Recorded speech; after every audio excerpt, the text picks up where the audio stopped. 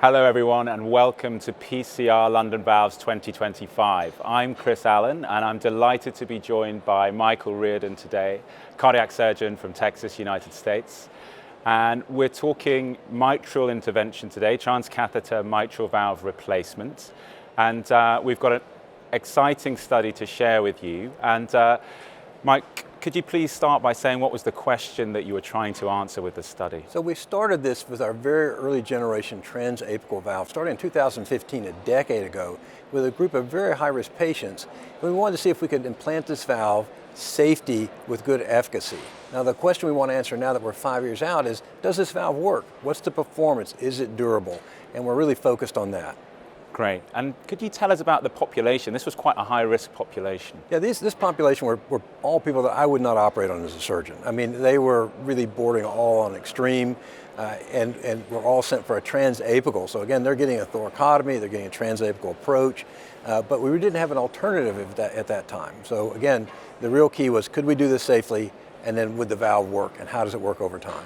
Great. And so these outcomes are at 5 years. Yeah. What were the main findings? Well, the main findings at 5 years were, although there was a high mortality and rehospitalization rate, which is what we'd expect in this population, we looked at the MR, which started out as moderate to severe, and 95% of the patients, by 5 years, over 80% is trace none, and the rest is all mild. So it got rid of MR, very reliable. No paravalvular leak at 5 years. If we look at functional class, it starts out 95% functional class 3 and 4, and ends up over 80% functional class 1 and 2. So we know this valve is working, it gets rid of MR, it makes people feel better. The next big question is, the mitral environment is a very hostile place. Would the valve hold up?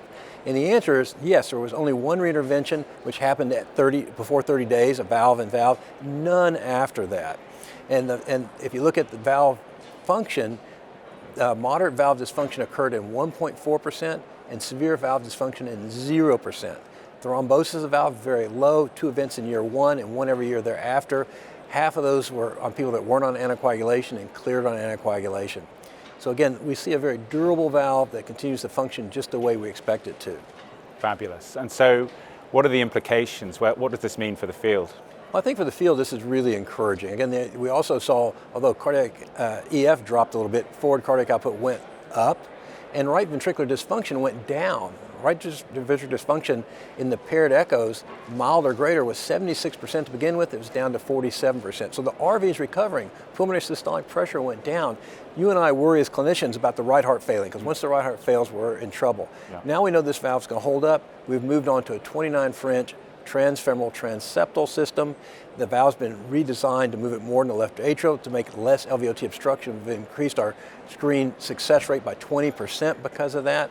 And I think now that we know this valve works, it's the same valve we're working and putting in transfemorally, we think that that's going to help move this field forward.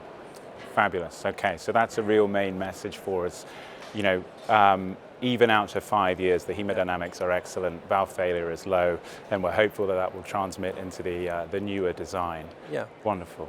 Okay, great. Well, thank you so much for joining us, and we'll see you next time. Well, thank you for having me at London Valves. It's always a great pleasure.